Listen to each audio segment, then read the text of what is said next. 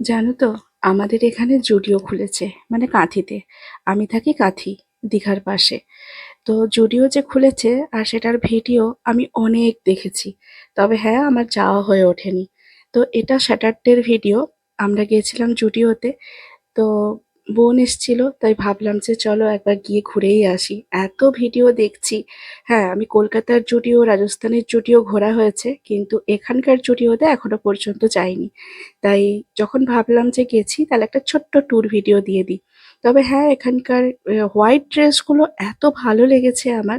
সত্যি খুব সুন্দর, কিন্তু সত্যি মজার কথা বলতে সবগুলো ড্রেস ঘুরে ঘুরে দেখেছি, মানে এত মজা করেছি। তবে হ্যাঁ, প্রত্যেকে যারা দেখছে তারা খুবই এলোমেলো করে কাপড়গুলোকে রেখেছে। মানে গোছানো, মানে খুব সুন্দর করে যে গুছিয়ে রাখবে সেরকম করে নয়, দেখছে ঘেটে চলে যাচ্ছে। এটা কিন্তু একবারই ঠিক নয়। কারণ জিনিসটা সাজানো দেখতে কত সুন্দর লাগে, আর এলোমেলো হয়ে থাকলে কতটা বাজে দেখতে লাগে। তো যাই হোক, পরে হয়তো গুছিয়ে রাখবে ওরা। তো অনেক রকমের কালেকশন আছে, অনেক কিছু। আর জুতোর কালেকশন দেখো, শুধু শুর কালেকশনটা। সত্যি কথা বলতে কি, আমি সেরকম কিনতে তো যাইনি, জাস্ট টাইম পাস ঘুরতে গিয়েছিলাম। পরে যদি কখনো সময় হয় শপিং করার জন্য, তাহলে তো যাবো একবার। তারপর দেখো, মানে আমি ভাবলাম যে এত জিনিস দেখে কখন ঠিক করব। তারপরে তো এদিকে লেডিস জেন্টস সব আলাদা আলাদা, কুর্তিগুলো খুব ভালো।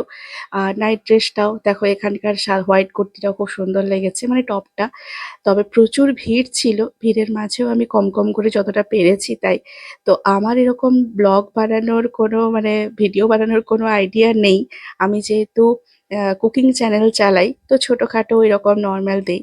তো তারপর যে মনে হলো যে না, চলো একটা বানিয়ে নিই। দেখো এখানকার হোয়াইট ড্রেসটা কি সুন্দর দেখতে। আর সত্যি কথা বলতে কি, ব্লগ বানানোর মতো যে সময়টা লাগে সেটা আমার কাছে একদমই নেই। তাই আর ব্লগ বানানো হয়ে ওঠে না। কখনো কখনো তো দেখো, প্রত্যেক দিনের ওই কুকিং চ্যানেলটাই, ভিডিওটা যে আপলোড করব সেটাই সময় করে উঠতে পারি না। কেন জানি না, সব কিছু সামলে আমি, মানে এত পরিমাণে আমাকে ছুটতে হয় সব জায়গায়। নিজেকেই যেহেতু সব কিছু করতে হয়, তো সেদিনটা কিন্তু ছুটি নিয়ে নিয়েছিলাম সব কিছুর থেকে। ভাবলাম যে চলো একটু ঘোরাফেরা করা যায়, তা বলে ভেবো না রান্না করিনি।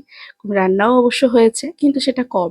আর এদিকে দেখো শুধু কালেকশনটা, বিশাল বড় করে খুলেছে। হ্যাঁ, আমি জানি প্রচুর ভিড় হয়েছে সেদিন। তো দেখো এই হচ্ছে অবস্থা।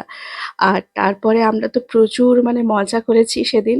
বাইরে গিয়ে, যেহেতু অনেক দিন পর বাইরে বেরিয়েছি, যদিও এতদিন হয়ে গেল আমারটাও যাওয়া হয়ে ওঠেনি। তারপরে তো বাইরে বেরোবো, ফুচকা খাবো না তা তো হয়ই না।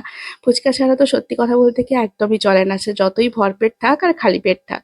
তো প্রথমে খেয়ে নিলাম ফুচকা। আর ফুচকাটা সত্যি খুব ভালোই হয়েছিল, আর পেঁয়াজ দেওয়া ফুচকা তো আমার বেশি ভালো লাগে। সেন্ট্রাল বাস স্ট্যান্ডে প্রথমে ফুচকা খেলাম। তারপরে মোমো দোকানে এসে মোমো নেব, মানে বাড়িতে সবার জন্য। তো সেখানে দেখলাম যে ও দাঁড়িয়ে আছে, সেজন্য তার জন্য একটা বিস্কিট প্যাকেট নিলাম।